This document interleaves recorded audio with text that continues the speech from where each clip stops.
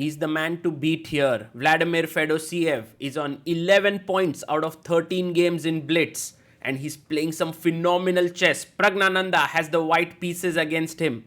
Will the Indian Grandmaster be able to beat Fedoseev? We will see. The players shake hands and off we go. Pawn to b3 by Pragg. This is what he's been playing in this tournament. Just trying to get fresh positions. e3, knight comes out to f6. And now, what is Pragg's next idea? Does he go knight f3? Does he go bishop b5 check? Does he push his pawn to c4? All these possibilities. He pauses for a bit, maybe even considering to take the knight. He goes knight f3, pawn to g6, and now comes a check. Fedoseev offers a trade. He comes back to e2, bishop to g7, and now pawn to c4. You can't push the pawn forward, and so pawn takes pawn makes sense. Now white has a strong center here. Black castles, white castles as well, and now Fedoseev brings his knight out to c6. Pragg has a very nice center over here, and that is what gives him a very small edge in this position. Fedoseev trying to decide what is the way he wants to continue. One idea can be queen c7, maybe with the idea of pushing the pawn to e5 later. This bishop on d7 looks slightly misplaced, so maybe bishop f5, bishop g4. These can be the squares. You also can play a very solidifying move b6. But always you have to be alert about possibilities of a4, a5 by white. He goes a6. I like this move actually. He wants to maybe later play rook b8 and b5, but bishop g4 comes onto the board. What exactly is the idea of bishop coming here? Can we simply not push it away with pawn to h3?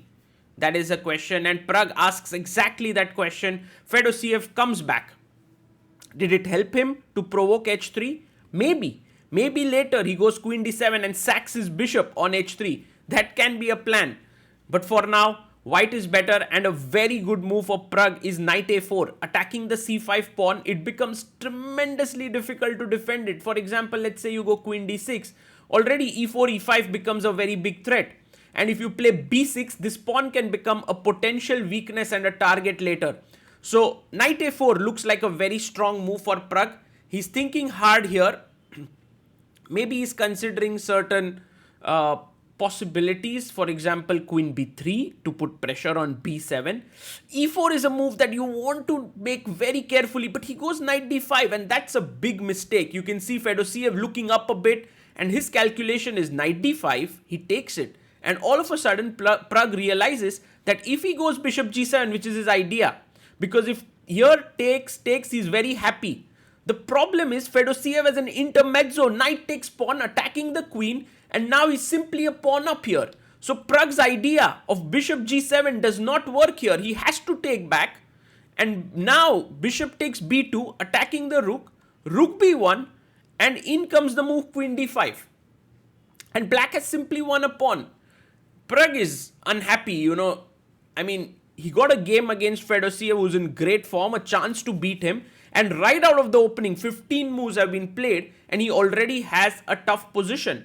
So for example, let's say queen takes d5 now. Seems very logical. Rook takes b2, attacking the b7 pawn. Now also have to remember that e4 does not work because of queen a2, and black is clearly better here.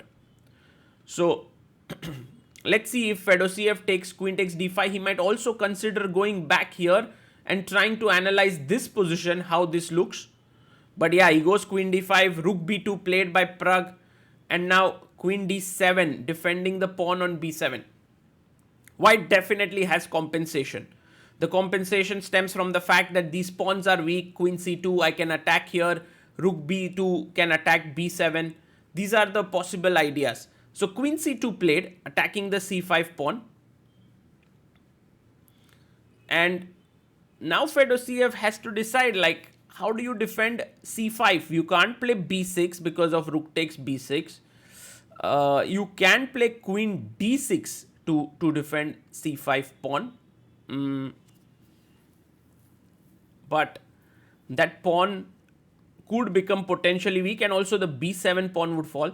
You can bring your rook to c8, but then after queen c5, there is no good discovered check with the knight. So all in all, it seems a little bit tricky here for Fedoseev to defend the pawn on c5, and which is the reason why maybe his queen going back here was a mistake. He should have done something else. But here we are now. This is the position. Fedoseev has 3 minutes roughly on the clock. Pragg has 3 minutes 30 seconds. And the calmness with which Fedoseev is thinking here is quite amazing to witness. You know, when you are in good form, you kind of know when exactly to use your time, when is the time to speed up, and all of that. And here Fedoseev realizes that if he is not careful and he doesn't spend time, he will land up in a tough and difficult position against Pragg. Maybe you can also just defend rook b8. Let's say queen c5, possible. But just let's try to understand the position a little bit more in its essence. The king on g8 does look a bit weak if you see here, all the squares around it. Of course, there's no attack coming up, but this could be a problem potentially. And white's rooks, once they join in on c1 and b1, can create some pressure. Queen d6, I love this move. It also shows how Fedoseev is so alert here. Rook b7 does not work because knight b4 attacking the queen, attacking the pawn, and also trapping the rook here. Next move bishop c8 and the rook is trapped.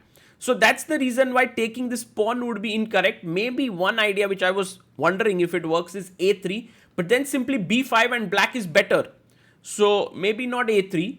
What else? You can go rook b6 to pin the knight. You can go rook c1 to attack c5. Maybe rook c1 attacking c5, knight b4. d3 is weak. Yeah, a lot of problems here, and you can see Fedoseev down to 1 minute 56 seconds. He took some serious time in that position, actually. Rook c1 played here, attacking the c5 pawn. He goes rook c8 as the video glitches a bit, but that's okay. Rook c8, now c5 pawn. Can we pick it up? Well, the problem is if you take here, I go knight d8 and you simply lose the rook here. So cannot take the pawn. Also, rook b7 doesn't work because of knight b4 ideas. But there's also this very crazy move c4. Pinning here, if you take with the queen, I simply move my knight back and I'm winning here. Or knight a5, which is even stronger, creating this fork. So all these possibilities, and Pragg has to figure this out in 2 minutes 40 seconds. Fedoseev, meanwhile, you can see how he's using this strategy of acceleration and break. You know, when the position is critical, he breaks, he stops there, and then he finds a few moves, accelerates, and gets back on the clock. Maybe the best idea for Pragg is to push the pawn to e4 to just get rid of this bishop, looking at this d3 pawn. Also, if he plays e4, he opens up the route for the queen to go to h6. And that is not trivial. Look at this, e4, queen d2. It's just 2 moves, e4, queen d2, queen h6, 3 moves, knight g5. And you're already into the heart of black's camp. The king on g8. That's a lonely guy. e4 played by Pragg, bishop e6. And now can we take here, rook b7? Because now d3 is no longer that weak. The bishop has been pushed back. Pragg chops it off. And he has 1 minute 23 seconds. Fedoseev has 1 minute 57 seconds. And he's going knight b4. He jumps in. Queen d2, love it. Pragg has spotted it. He knows he's coming there.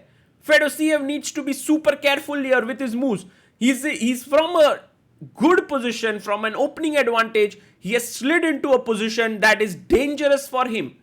Can he escape? Now, rook b8. Just get rid of this infiltrator here on b7. No, he's going with the knight. Knight a2. That's a mistake. Rook b1. Putting the rook here so that if the knight goes back, now attacking here can be a good idea. But Pragg, who has 1 minute 20 seconds on the clock, is wondering if he can go directly on the attack. Queen h6. Look at this. Queen h6. Knight c1 here. And is this winning? Knight g5. Oh my goodness. It's totally winning with a kingside attack.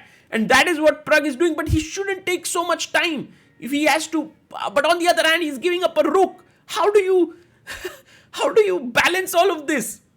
In that to a 5-minute game. No, this, if there was a classical game, even the time would have been less here. You have to make intuitive decisions here. And Praggnanandhaa is pausing here very, very dangerously. He needs to make his move.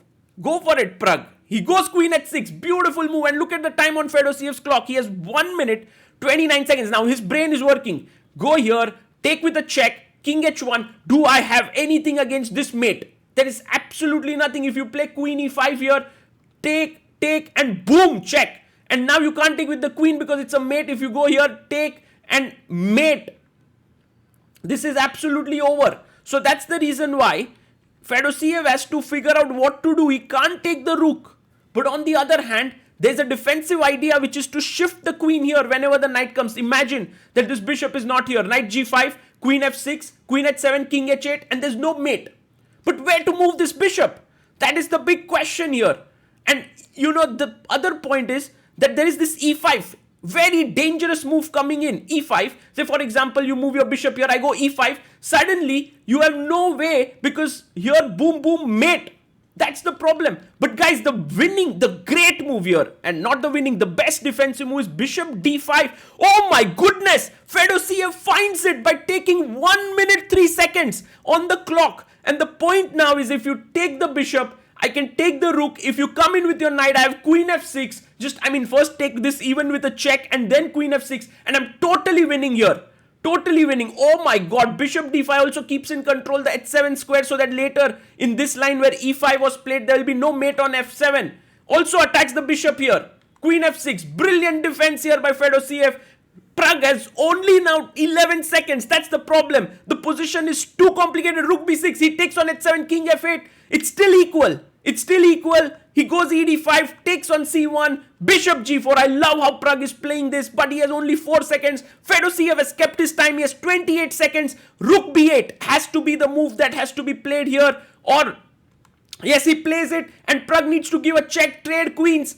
No, he goes bishop e6 and loses on time. Oh my god. And Pragg, while he's upset, he knows that the position was tremendously complicated, and you can see queen h6, queen g7, they are analyzing. For them, the position is already super complex, and Pragg realizes that yes, he's lost the game. But on the other hand, this was such a complex position that they couldn't stop discussing out of it. And they are arranging the pieces again. I absolutely am amazed by this move, bishop d5 by Fedoseev. Oh my god, what a move. What a move he has played. I mean, e5, they're discussing this. Queen e6, knight g5, queen e5. This looks pretty okay. And yeah, the main point of bishop d5 is it defends this, it attacks this. What a move. What a move. Yeah, this is just epic. And again, putting back the pawn there on e4, bishop d5, rook is being attacked. Knight g5, queen f6, this is what happened in the game. And rook b6, exactly, this was the best way. Queen g7, and then take, and rook a1. Maybe this would have been a good way to continue. And Pragg could have spotted it. I'm sure he saw it, but he thought there must be a mate, and he went for this. He's trying to still look at if there's any way to find a checkmate, but there's none. This is why that 1 minute 3 seconds think of Fedoseev when he had 1 minute 28 seconds was absolute genius.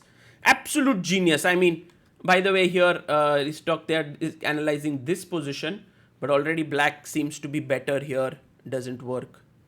And going back, so queen h7, king f8, ed5, knight c1, and now d6 is what he's suggesting.